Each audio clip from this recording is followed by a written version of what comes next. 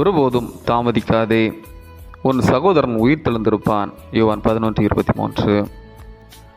மேற்கு ஆப்பிரிக்காவில் உள்ள ஒரு ஊருக்கு பார்வையாளராய் சென்ற அமெரிக்க போதகர் ஒருவர் காலை 10 மணி ஞாயிறு ஆராதனைக்கு வந்து சேர்வதாக உறுதியளித்திருந்தார். ஆலயம் வெறுமையாயிருந்தது. அவர் காத்திருந்தார். 1 மணி நேரம் கடந்தது, 2 மணி நேரம் கடந்தது. கடைசியாக 12:30 மணிக்கு திருச்சபையின் போதகர் உள்ளே வர, அவரை தொடர்ந்து பாடல் குழுவினரும் திருச்சபை அங்கத்தினர்களும் உள்ளே பொறுமையாக வந்தனர். ஆராதனை துவங்கியது. காலம் நிறைவேறின போது ஆவியானவர் நம்மை அழைத்தார்.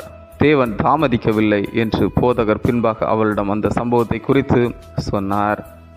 அந்த இடத்தின் கலாச்சாரம் வித்தியாசமானது என்பதை அந்த போதகர் புரிந்து கொண்டார்.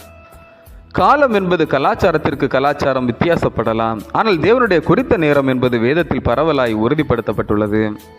லாசர் வியாதிப்பட்டு மரித்த பின்பு இயேசு 4 நாட்கள் கழித்து வருகின்றார். லாசருவின் சகோதரியை பார்த்து ஏன் என்று விசாரிக்கின்றார்.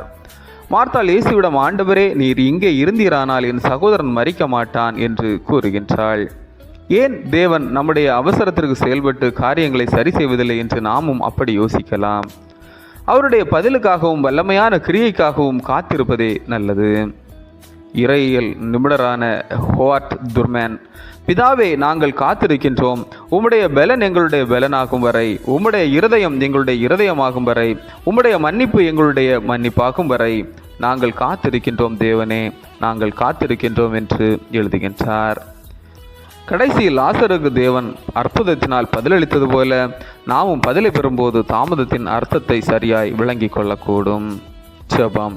பிதாவே, நான் உமக்காய் காத்திருக்கின்றேன்.